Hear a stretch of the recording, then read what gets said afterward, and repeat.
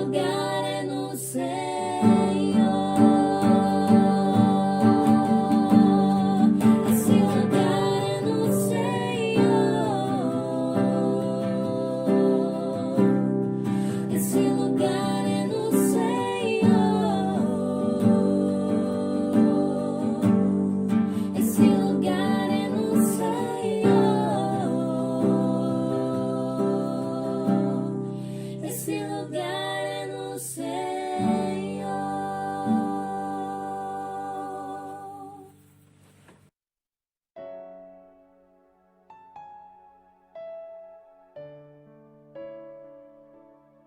Olá, graça e paz.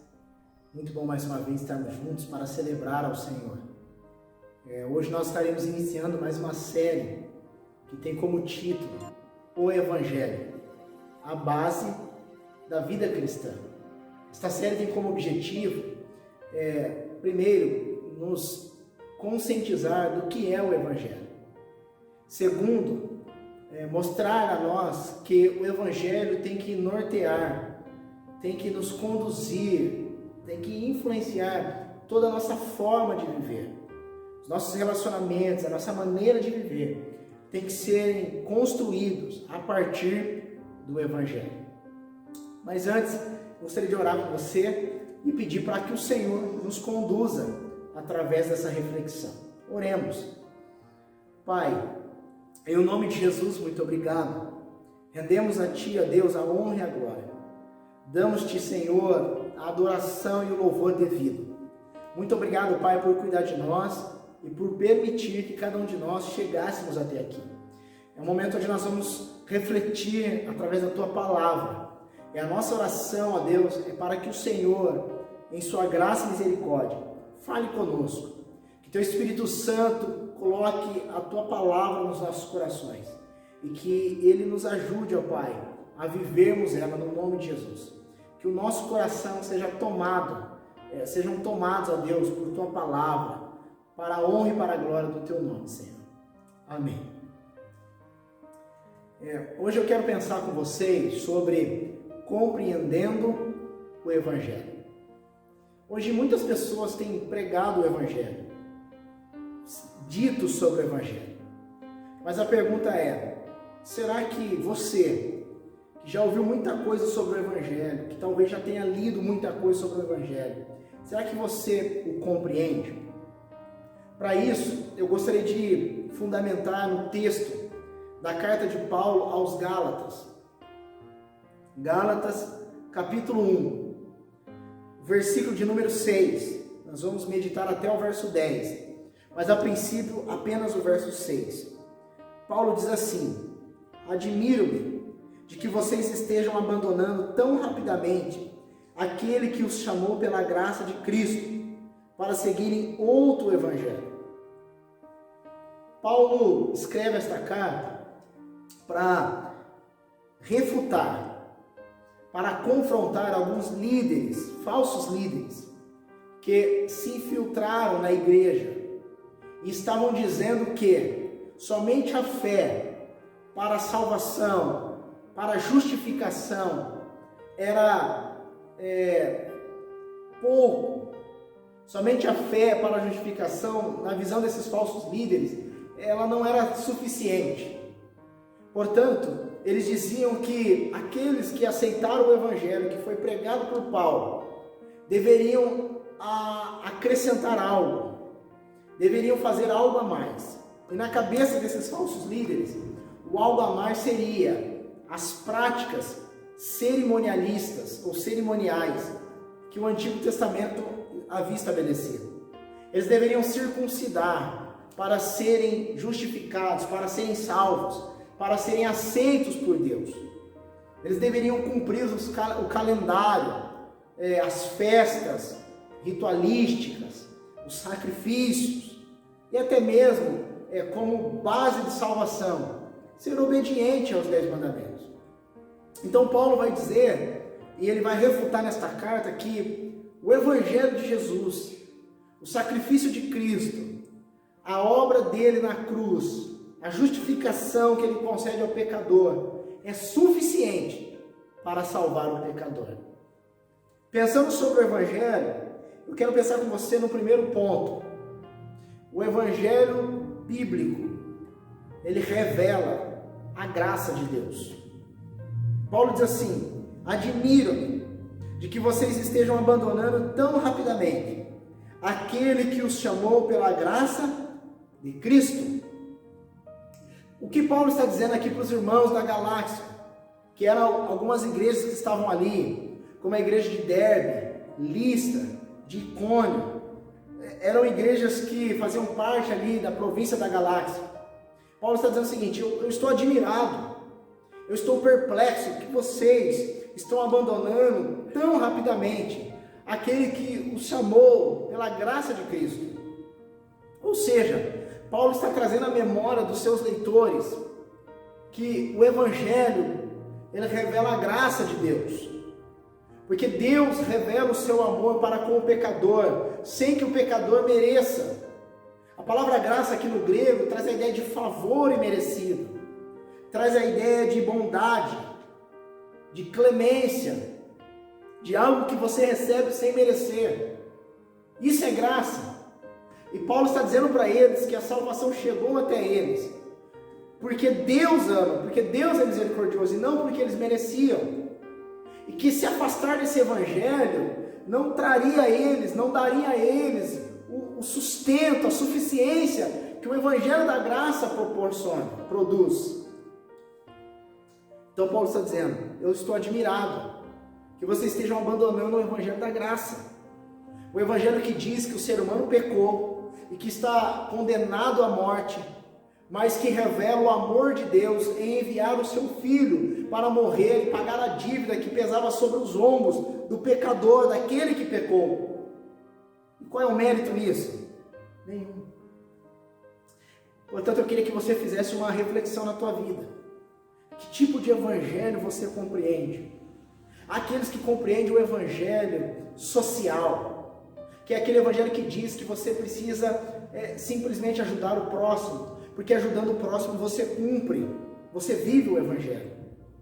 Então são pessoas que discutem, que questionam qualquer tipo de desigualdade social. Há aqueles também que fazem parte do evangelho filosófico, que são aqueles que apenas pensam sobre o evangelho, que discursam sobre o evangelho, que têm uma narrativa sobre o evangelho, que falam bem sobre o evangelho. Mas há também aqueles que aderiram ao evangelho da prosperidade, que são pessoas que reduzem e condicionam a vida com Deus como ganhar as coisas, ter as coisas, possuir as coisas. E outros que receberam o evangelho, que aderiram ao evangelho do bem-estar. É aquele evangelho que não pode te confrontar. É aquele evangelho que não pode dizer para você que você precisa voltar-se para Deus em santidade, em devoção e piedade. Porque o dia que você for confrontado pelo evangelho bíblico, então você se rebela, você não aceita. Você acha que tudo é pessoal. Há muitos evangelhos sendo pregados, mas o evangelho bíblico, ele revela a graça. O evangelho bíblico aponta para Gênesis, na queda do homem, e diz que o homem precisa de redenção, e que a redenção só é possível por meio do sacrifício de Jesus. Esse é o evangelho bíblico. O evangelho bíblico da parábola do filho pródigo. Nós somos os filhos pródigos ali, o filho pródigo ali. Aquele que quer que o pai morra antes, para ter a herança, e que sai para desfrutar de maneira irresponsável. O evangelho bíblico revela a graça. Segundo, o evangelho bíblico é singular. Paulo diz assim, no verso 7, que na realidade não é o evangelho. O que ocorre é que algumas pessoas os estão perturbando, querendo perverter o evangelho de Cristo. Paulo faz questão de dizer o seguinte: na verdade, o que vocês estão recebendo não é evangelho. Nós nem podemos chamar de evangelho, porque por mais que a gente diga que é um outro evangelho, ele não tem nada a ver com o evangelho. E a palavra que Paulo usa aqui, outro, no grego, é héteros. Na língua grega existiam duas palavras para expressar outro. A primeira palavra, ou uma delas, é allos, que significa mesma essência, mesma substância, mesma qualidade. E a outra é héteros, que significa diferente, outra substância, outra essência. Quando nós olhamos, por exemplo, para João 14, quando Jesus disse que ele iria para o Pai e enviaria outro, a palavra que ele coloca lá, outro, é allos, porque ele estava se referindo ao Espírito Santo, Consolador. E o Espírito Santo é Deus, ele tem os mesmos atributos de Deus. Então Jesus estava dizendo, eu vou enviar outro, allos, ou seja, é igual a mim, mesma substância, mesma essência. Mas quando você vai, por exemplo, em Atos, capítulo 2, e vai dizer que o Espírito Santo deu ali às pessoas a capacidade de falar em outras línguas, ali não é allos, ali é héteros, porque traz a ideia de uma outra categoria, diferente, porque é uma língua que o Espírito Santo que capacita. Paulo usa aqui héteros. Paulo está dizendo, o evangelho que eles estão ensinando não tem nada a ver com o evangelho de Jesus, não se aproxima, porque o evangelho deles é de uma outra categoria, é de uma outra substância, é de uma outra qualidade, é diferente. Então, por mais que muitos nos nossos dias se levantem pregando o evangelho, tentando apresentar ele com uma outra cara, com uma outra roupagem, eu quero lhe dizer, não é o evangelho de Jesus. O evangelho de Jesus é único, é singular. O evangelho de Jesus diz que Deus criou todas as coisas perfeitas. E o homem, no momento da história, se rebelou contra Deus, decidindo viver debaixo do seu próprio governo e recusando o governo de Deus. E esse homem não pode se salvar, porque após se rebelar ao Senhor, ele trai para si a condenação do pecado.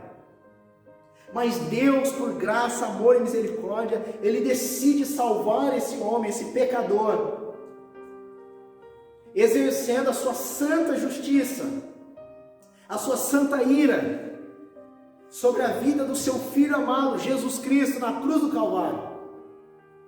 Dando ao ser humano então a libertação e a redenção dos seus pecados.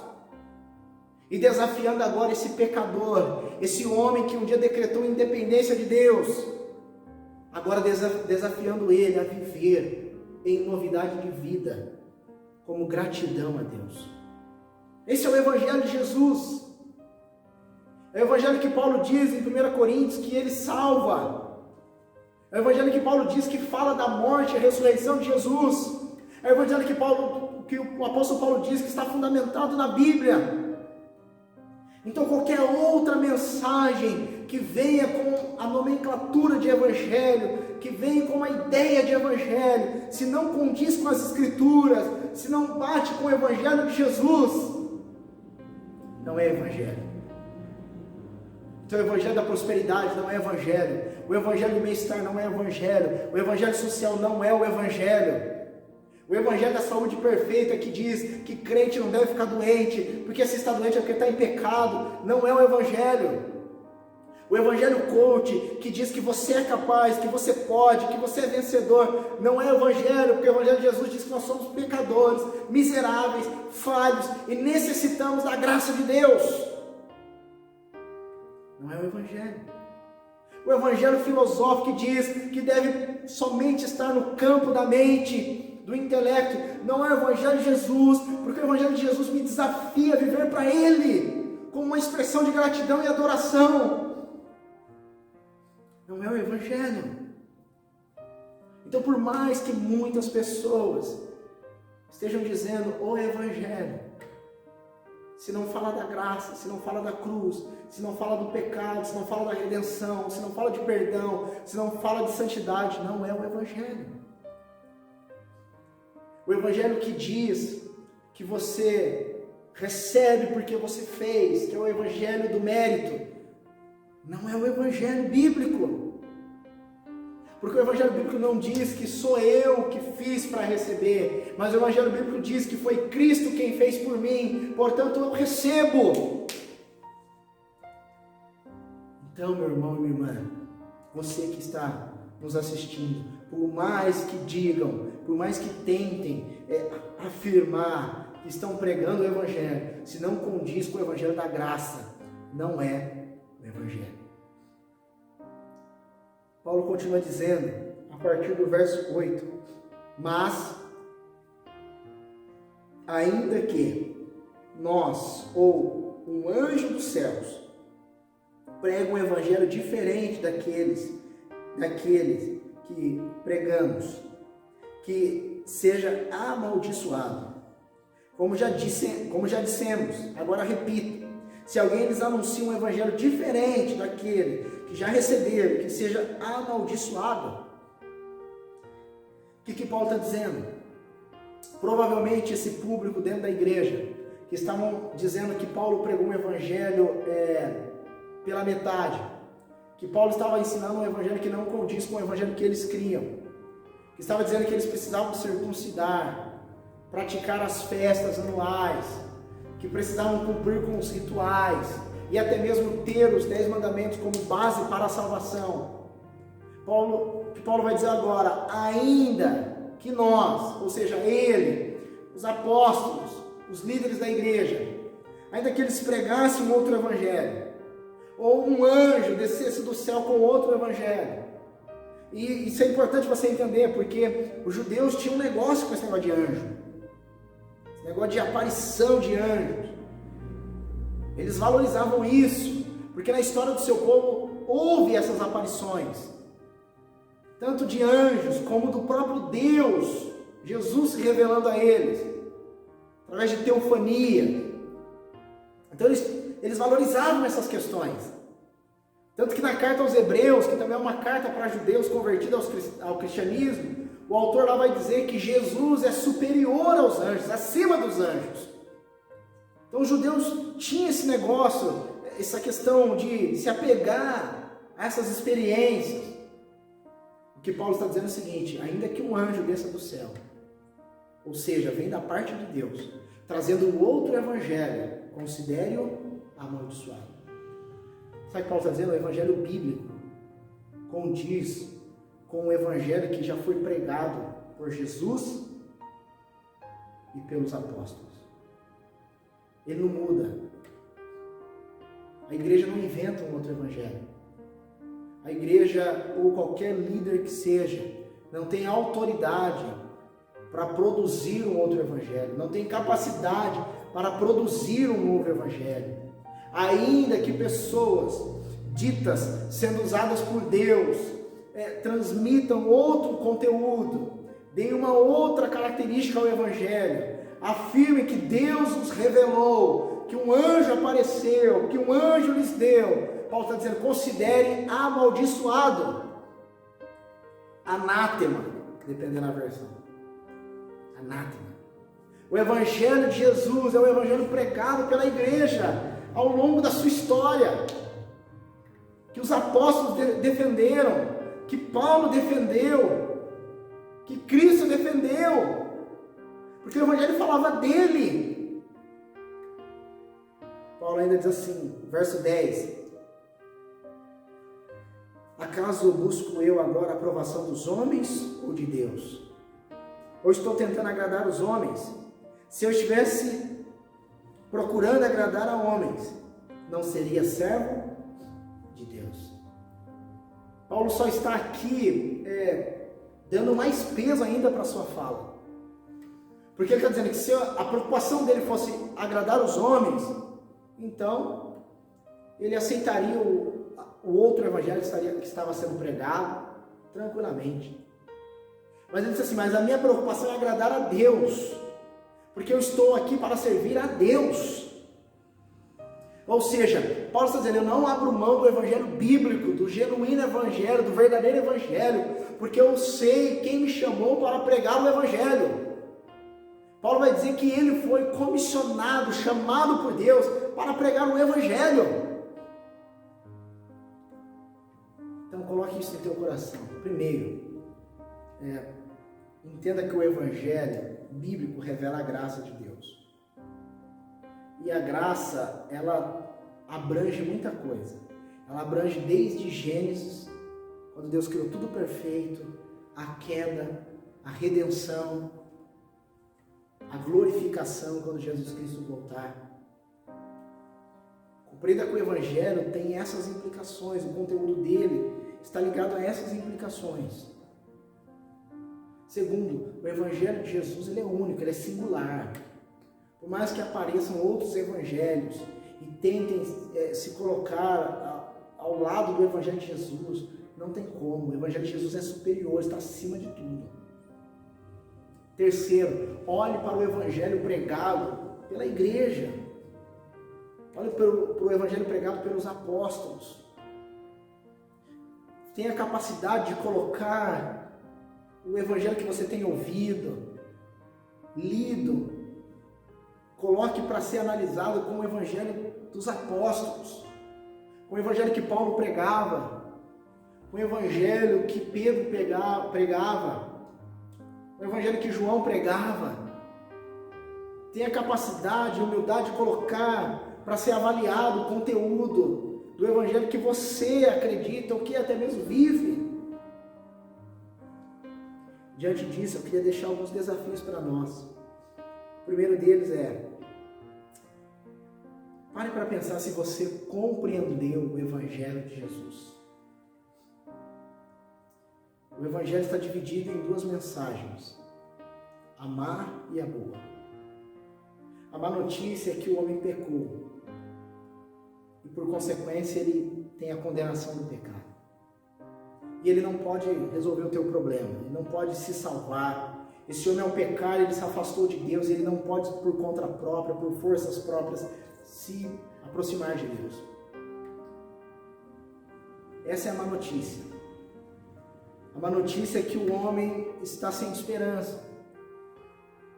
Então, a boa notícia é que Deus, por graça e misericórdia, decide fazer para esse homem, para esse pecador, o que ele não pode fazer. Então, Deus planeja na eternidade enviar o Filho dele, Jesus Cristo, para morrer na cruz do Calvário, para, a partir daquele sacrifício, esse ser humano que está afastado e que não tem forças para voltar para Deus, através do sacrifício de Jesus, Deus se reconcilia com esse homem por meio de Jesus. Deus o aceita novamente. Deus o ressuscita espiritualmente. Esse pecador que estava morto em seus pecados e delitos, ele passa a ter vida com Deus novamente. Isso é graça. E Deus agora olha para esse pecador que foi salvo por Jesus e diz: agora vive para mim. Que tipo de evangelho você compreendeu? Um evangelho que não me leva a viver para Cristo, a glorificar o nome dele, não é o evangelho de Jesus.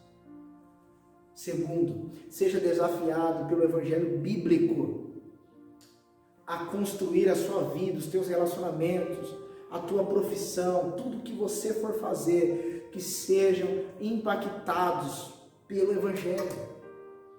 Seja um pai, mas seja um pai conduzido pelo evangelho. Seja uma mãe orientada pelo evangelho. Seja um filho, uma filha orientada pelo evangelho. Seja um profissional orientado pelo evangelho.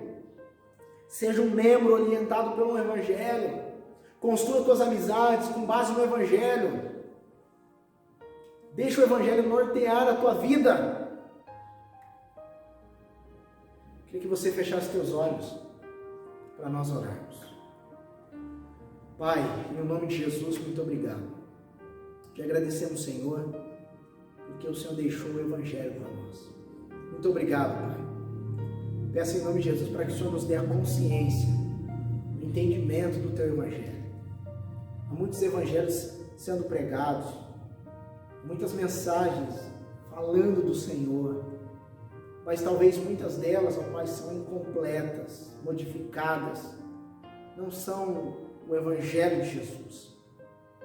Por isso eu peço, Pai, em nome de Jesus, para que todos aqueles que nos assistem, que eles possam receber o verdadeiro evangelho, o evangelho da graça, o evangelho que é singular, que é único, o evangelho pregado pelos apóstolos, defendido pelos apóstolos, o evangelho que diz quem eu sou diante de Deus, o evangelho que diz que eu preciso de Jesus, o evangelho diz que eu careço da graça, o evangelho que diz que eu preciso de salvação, o evangelho que diz que eu preciso me voltar para Deus através de Jesus Cristo e me submeter à vontade soberana do Senhor. O Evangelho que muda a vida, que transforma. O Evangelho que me ensina a me relacionar com o outro. O Evangelho que me ensina a ser pai. O Evangelho que ensina a ser mãe, a ser filho.